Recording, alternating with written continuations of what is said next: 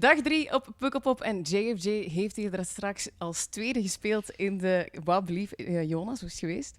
Wat blieft? Hoe is het geweest? Goed, dat was te gek. Niet moeten openen, dat is toch wel plezant eigenlijk. Dat is zo toch iets belangrijker, precies.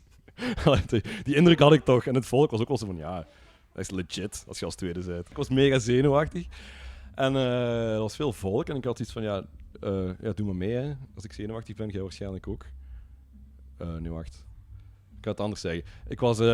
Ik stond er en ik had zoiets van, oh ja, shit, ik moet iets doen met mijn energie. En dat ging dan in Prince-style showmanship. En dat was wel nice. En ik denk dat mensen dat wel geapprecieerd hebben. En toen hadden wij zoiets van, oh, nice, te gek. Iedereen vindt het goed. En dan begint hij automatisch beter te spelen. Dus het was zo'n een climax van awesomeheid. Maar wel gewoon heel veel volk dat we kenden, ja, dat is wel heel, heel gezellig. En die komen dan achteraf ook zo zeggen, hey, ik is chic en ja, je hebt geen fouten gespeeld. Ik zeg, ja, dat klopt. Dank u. Zo.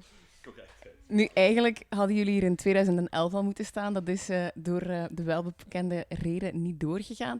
Jullie hebben dan nog 2 jaar moeten wachten, maar het was het wel waard.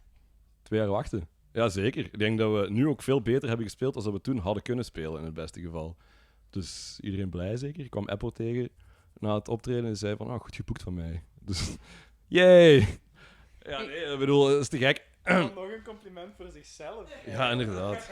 Nu, jullie mochten vandaag in de What Believe spelen. Jelle, wie heb je daar zelf al gezien waarvan dat je zei van, dat was echt het optreden voor mij? Het is wel cool natuurlijk, Pukkelpop. En wat blieft zelf voor ons, de Evil Invaders. Ik vond dat echt heel cool. Ik ben wel een beetje nostalgie metal fan van vroeger. En ik vond ze heel hard rocken. Ik vond het echt cool. Ja, jullie hebben zelf Limomania gewonnen in 2009, zij in 2013 terechte winnaar. Ja, tuurlijk. Ik heb die man al zien spelen. Oh shit, joh, dat doen niet veel mensen. Zo. Maar ja, ik bedoel... En iedereen zegt dat dat een genre-oefening is. Ja, dat is ook wel zo. Maar wie maakt er dan echt zo'n originele muziek dat het echt nu helemaal nieuw is of zo? Dus, ik vind het te gek. Kijken wij muzikanten. En die gaan er ook mega hard voor, die mannen. Hè. Die spelen ook overal in Europa. Waar spelen wij? Pukkelpop.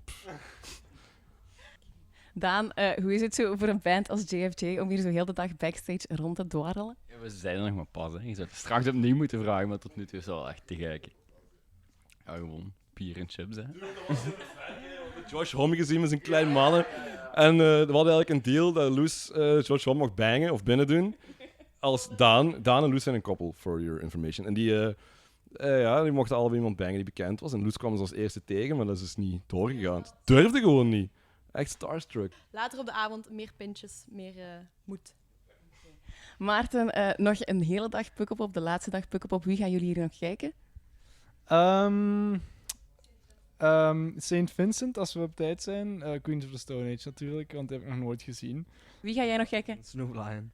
Ik weet het voor de rest nog niet, want ik heb het schema van vandaag nog niet goed bekeken. Maar Snoop Lion wel zeker. Snoop Lion, sowieso.